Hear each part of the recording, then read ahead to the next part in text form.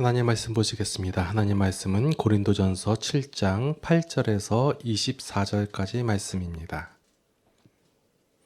내가 결혼하지 아니한 자들과 과부들에게 이르노니 나와 같이 그냥 지내는 것이 좋으니라. 만일 절제할 수 없거든 결혼하라. 정욕이 불같이 타는 것보다 결혼하는 것이 나으니라. 결혼한 자들에게 내가 명하노니 명하는 자는 내가 아니요 주시라. 여자는 남편에게서 갈라서지 말고 만일 갈라섰으면 그대로 지내든지 다시 그 남편과 합하든지 하라. 남편도 아내를 버리지 말라. 그 나머지 사람들에게 내가 말하노니 이는 주의 명령이 아니라. 만일 어떤 형제에게 믿지 아니하는 아내가 있어 남편과 함께 살기를 좋아하거든 그를 버리지 말며, 어떤 여자에게 믿지 아니하는 남편이 있어 아내와 함께 살기를 좋아하거든 그 남편을 버리지 말라. 믿지 아니하는 남편이 아내로 말미암아 거룩하게 되고 믿지 아니하는 아내가 남편으로 말미암아 거룩하게 되나니, 그렇지 아니하면 너희 자녀도 깨끗하지 못하니라. 그러나 이제 거룩하니라. 혹 믿지 아니하는 자가 갈리거든 갈리게 하라. 형제나 자매나 이런 일에 구애해야 될 것이 없느니라. 그러나 하나님은 화평 중에서 너희를 부르셨느니라. 아내된 자여 내가 남편을 구원하는지 어찌 알 수 있으며, 남편된 자여 내가 내 아내를 구원하는지 어찌 알 수 있으리요. 오직 주께서 각 사람에게 나눠주신 대로 하나님이 각 사람을 부르신 그대로 행하라. 내가 모든 교회에서 이와 같이 명하노라. 할례자로서 부르심을 받은 자가 있느냐? 무할례자가 되지 말며, 무할례자로 부르심을 받은 자가 있느냐? 할례를 받지 말라. 할례 받는 것도 아무것도 아니요 할례 받지 아니하는 것도 아무것도 아니로되 오직 하나님의 계명을 지킬 따름이니라. 각 사람은 부르심을 받은 그 부르심 그대로 지내라. 내가 종으로 있을 때에 부르심을 받았느냐? 염려하지 말라. 그러나 내가 자유롭게 될 수 있거든 그것을 이용하라. 주 안에서 부르심을 받은 자는 종이라도 주께 속한 자유인요, 또 그와 같이 자유인으로 있을 때에 부르심을 받은 자는 그리스도의 종이니라. 너희는 값으로 사신 것이니 사람들의 종이 되지 말라. 형제들아 너희는 각각 부르심을 받은 그대로 하나님과 함께 거하라. 아멘. 제가 말씀이 좀 길더라도 끝까지 본문 전체를 다 읽는 이유는 그냥 읽어보시라고요. 예, 이런 내용들이 있고, 우리는 흔히들 이런 내용은 이럴 것이다라고 생각하면서 읽기 때문에 전체를 한번 읽어보는 것도 필요합니다. 자, 오늘 말씀 본문에 보니까 8절 말씀에서부터 보니까 마치 금욕주의를 지켜라 이런 의미처럼 보여요. 자, 여러분께 한번 여쭤볼게요. 자, 결혼을 안 하고 독신으로 사는 것이 더 경건해 보이나요?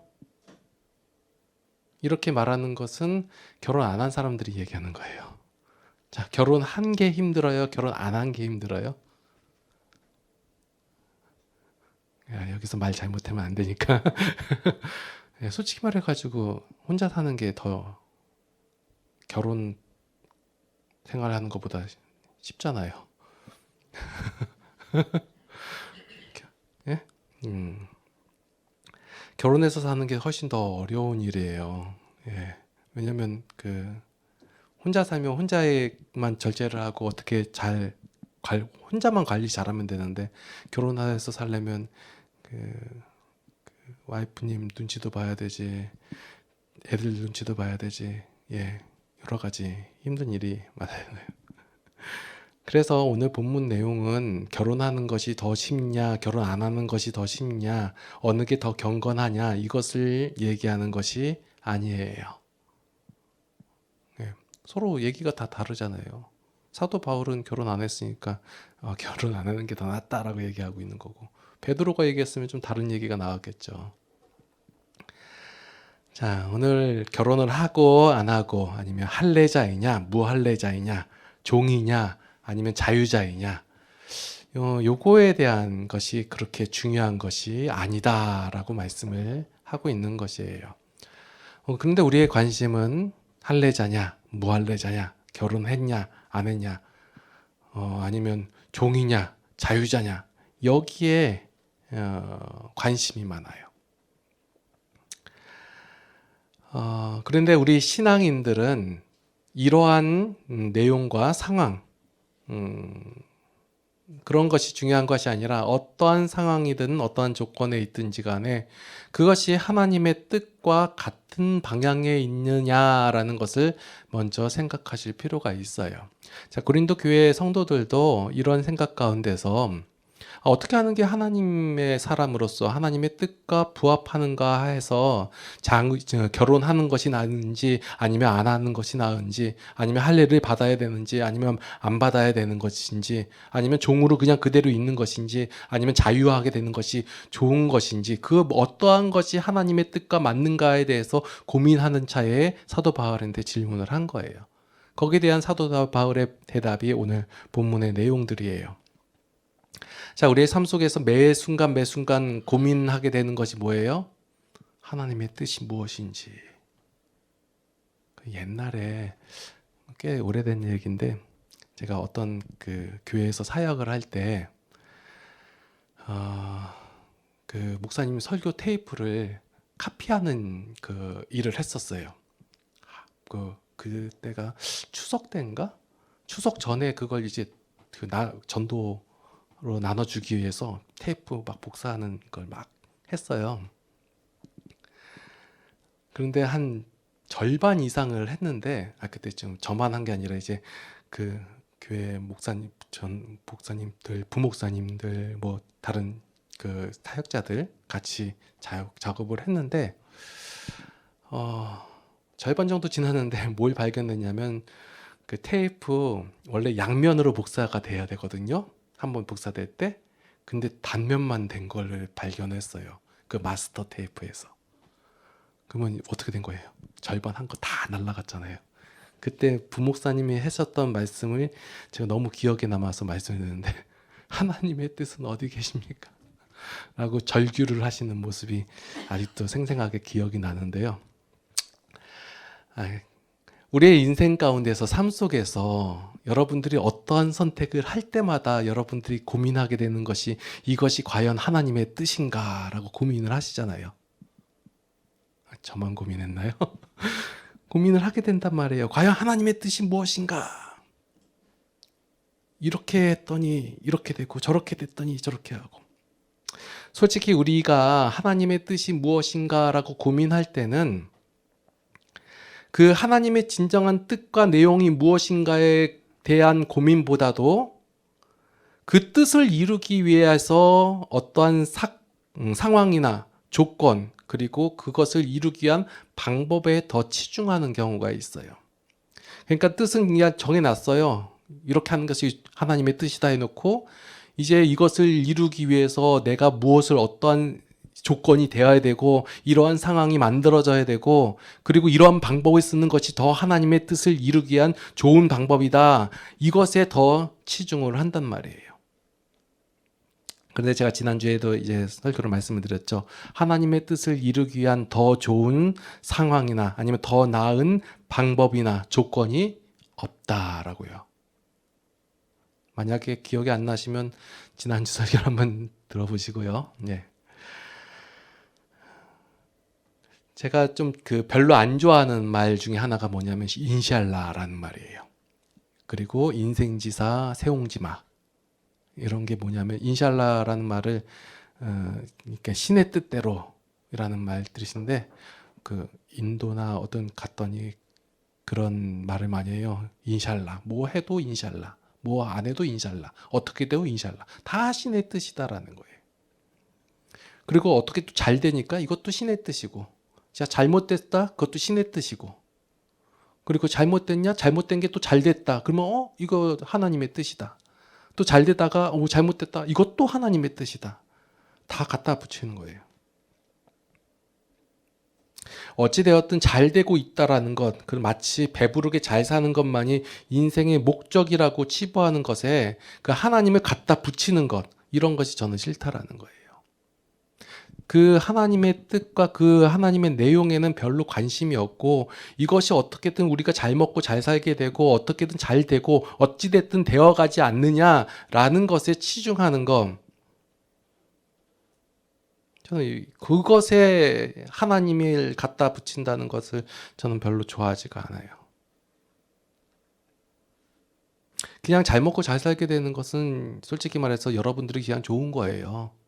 여러분들이 뭐 사업이 잘 되든지 아니면 어떤 뭐 일이 잘 되고 학생 같은 공부를 잘하게 되고 어떤 그 돈을 많이 벌게 되고 뭐 이런 것들은 솔직히 말해가지고 하나님의 뜻을 이루기 위한 더 좋은 방법과 상황과 조건이 되지 않는다예요. 그냥 여러분들이 좋은 거예요. 물론 사도 바울도 그 마음이 있었어요. 고린도 성도들이 잘 되고 잘 좀 힘들지 않았으면 좋겠다라는 마음으로 그런 얘기할 수 있어요. 그런데 그것은 하나님의 뜻이 엄밀히 얘기하면 아니다예요. 여러분들이 그냥 좋은 거예요. 그렇다고 해서 이것이 아무것도 아니다, 필요 없다가 아니라 여러분들 더 잘 되고 좀 편안한 생활을 했으면 좋겠어요. 이 마음이에요. 예, 그거는 개인이 좋은 것이에요. 여러분들 가운데서 이게 여러분들이 속지 말아야 할 거짓말이 무엇이냐면 잘 맞고 잘 사는 것 그리고 어찌되었든 지금 잘 되고 있다라는 것 이것이 행복이고 그리고 이것이 여러분들의 가치이고 이것이 하나님의 뜻이다라고 말하는 것 이것이 거짓말이에요. 지금 많이 여러분들은 잘 다행히도 안 속고 있는 내용 중에 하나가 뭐냐면 다 이단들이나 이런 데서 다 속고 있는 내용들이 뭐냐면 어찌됐든 좀 잘 되고 이 땅에서 잘 못 되면 너희가 천국에 가서도 잘 된다라는 것들 그것 그냥 어찌됐든 잘 되고 있다는 거 이것이 하나님의 뜻이고 이것이 행복이고 이것이 여러분들의 가치다라고 말하고 있는 것 이것이 거짓말이라는 거예요. 하나님께서는 우리에게 우리가 어떤 세상에서 어떤 명예로운 자리에 오르는 것 아니면 어떤 부를 이루는 것 아니면 어떤 잘 되는 것 이것에 하나님의 목적이 있지 않아요. 우리가 명예를 얻었다 어떤 영향력을 끼치는 그런 행사하는 위치에 있는 것 이런 것에 하나님하고는 전혀 상관이 없어요. 이런 것이 있다고 해서 하나님의 그 사역이 더 잘 되고 이런 것이 없다고 해서 더 못 되고 하는 것이 아니잖아요. 하나님께서는 여러분들을 부르셨을 때 언제 부르셨어요? 죄인 되었을 때. 여러분들이 하나님을 모른다 하고 있을 때 그때 부르시고 여러분들을 하나님의 백성으로 삼아 주셨잖아요. 만들어 가셨잖아요. 그런데 우리는 자꾸 우리의 그릇을 만드는데 연연을 해요. 우리가 금그릇이냐 은그릇이냐 아니면 더 깨끗한 그릇이냐 여기에 치중을 하고 있단 말이에요. 그러한 그릇의 상태와 모양과 가치에 더 집중을 하고 있다라는 거예요. 그런데 금그릇이냐 은그릇이냐 쪽박이냐 뭔 상관이 있냐는 거예요. 우리가 집중해야 할 것은 뭐예요? 그 안에 담겨진 물이라는 거예요. 여러분들이 어떤 사건과 어떤 상황과 조건이나 어떤 방법이나 상관없이 하나님께서 여러분 안에 담으셨잖아요. 여러분들이 깨끗하거나 더럽거나 뭐하고 상관없이 그냥 그 있는 위치에 그 상황에 하나님께서는 그리스도를 여러분 가운데 담으셨잖아요.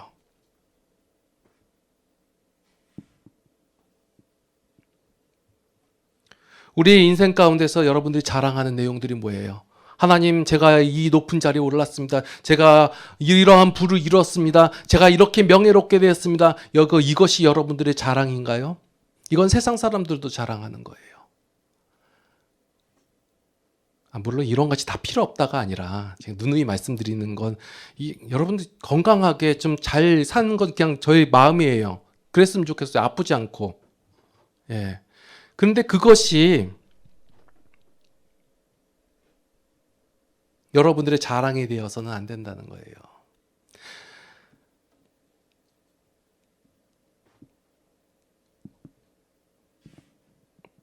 얼마나 아름다운 그릇의 상태를 만들었냐 이것에 우리가 집중하냐 이것이 우리의 자랑이냐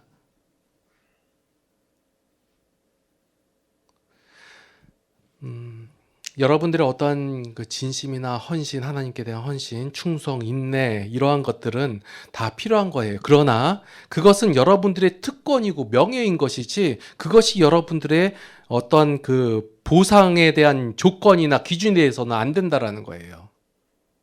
제가 말씀드리고자 하는 내용이 뭐냐면, 여러분들이 하나님을 위하여 그러니까 지난주하고 연관되는 설교예요. 하나님께 영광을 위하여라고 얘기하고 하면서 이제 헌신하거나 충성하거나 봉사하거나 인내하거나 이런 것들 다 필요한 거예요. 그래 중요한 거예요. 그러나 이러한 것들이 여러분들에게 어떤 앞으로 주어지는 어떤 보상 아니면 하나님께로부터 받는 어떤 것들 이런 것들에 대한 그 기준이나 조건이 되어서는 안 된다라는 거예요.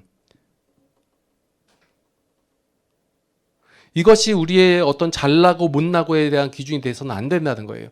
많은 사람들이, 많은 성도들이, 많은 교인들이 지금 이러한 것들을 기준으로 삼아가지고 나는 하나님께 충성 봉사했으니까 하나님께로부터 이런 것을 받는 것이 당연하다. 하나님께서 나에게 이런 보상을 해주실 것이다. 라고 얘기한단 말이에요.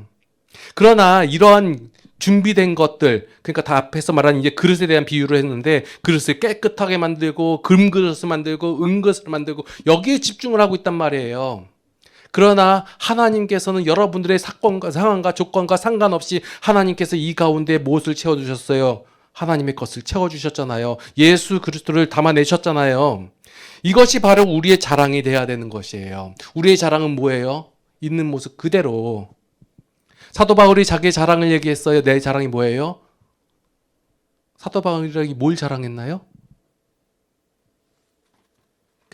다메섹인가? 다메섹에서 광주리 바구니 타고 도망간 거. 그게 자기의 자랑이라고 얘기해요. 그게 뭐예요? 우리의 자랑이 뭐예요? 우리의 자랑이 바로 우리의 부족함이라는 거예요. 우리의 연약함이에요. 우리의 야비함이고 우리의 못남이에요. 그것이 바로 우리의 자랑이 될 수 있음은 뭐냐면 저의 자랑이 뭘까요? 저의 자랑은 못남이에요. 왜요? 이러한 우리의 모자람, 야비함, 그런 부족함, 그 가운데 하나님께서 것을 우리에게 담아내셨다 이거예요. 이게 우리의 자랑이에요. 우리의 약함이 우리의 자랑이라고요. 왜요? 하나님께서 행하셨으니까. 있는 모습 그대로 받아주셨고 추잡한 인생 그대로 하나님께서는 받아들이셨다라는 거예요. 그리고 나서 그 가운데 하나님의 사랑으로 채워주시고 그리고 나서 우리에게 무엇을 이루라고 하는 요구도 무엇을 해내라는 명령도 안 하셨다는 거예요. 여러분들 생각해 보십시오. 하나님께서 언제 예수님으로 말미암아 영광을 받으셨나요? 십자가. 그렇죠? 십자가 아래서 하나님께서는 그 예수님으로 말미암아 영광을 받으셨어요. 이 십자가에 대해서 여러분들이 많이 오해하고 있는 내용이 뭐냐면 그것은 뭐 영광, 거룩 얘기하니까 뭔가 아름답고 희생에 대한 헌신, 그 결과라고 얘기하는데 그 십자가의 자리는 바로 인생의 바닥의 자리이고 멸시의 자리이고 실패의 자리라는 거예요. 그 자리 가운데서 하나님께서는 영광을 받으셨어요. 그 상황으로 인하여 영광을 받으셨어요? 아니요. 그 자리까지 간 그 사랑으로 인하여 영광을 받으신 것이에요. 그 하나님께서 그 자리에서 그 예수 그리스도를 살리셨기 때문에 영광을 받으신 거예요. 여러분을 통하여 하나님께서 영광을 받으셨어요. 왜요? 어떤 상황에서요?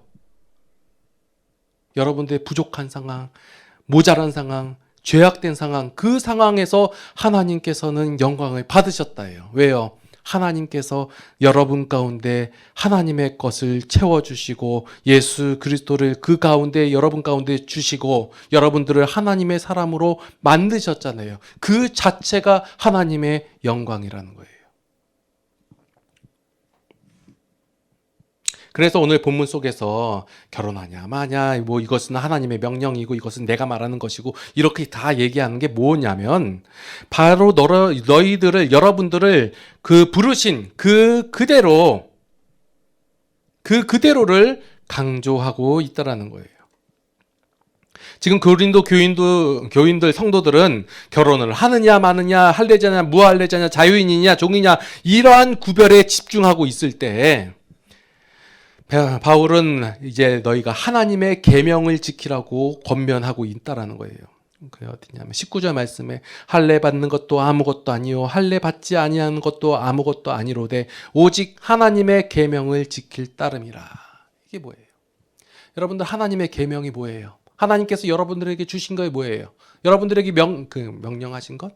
예, 이거 하라고 하신 거 뭐예요? 이거 누가 질문했었잖아요. 그 예수님한테. 구약의 율법이 뭐냐? 그랬더니 뭐라고 하셨어요? 하나님을 사랑하라. 또한 둘째도 그와 같다. 뭐예요? 내 이웃을 내 몸과 같이 사랑하라. 이거예요.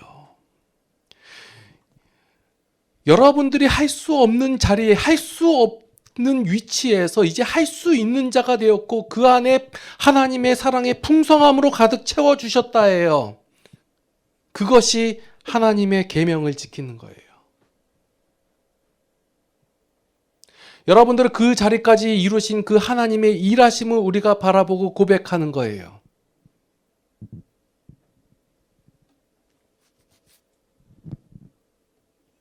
오늘 본문 마지막 말씀에 보니까 형제들아 너희는 각각 부르심을 받은 그대로 하나님과 함께 거하라 라고 되어 있어요. 여러분들 하나님과 함께 거하는 게 뭐예요?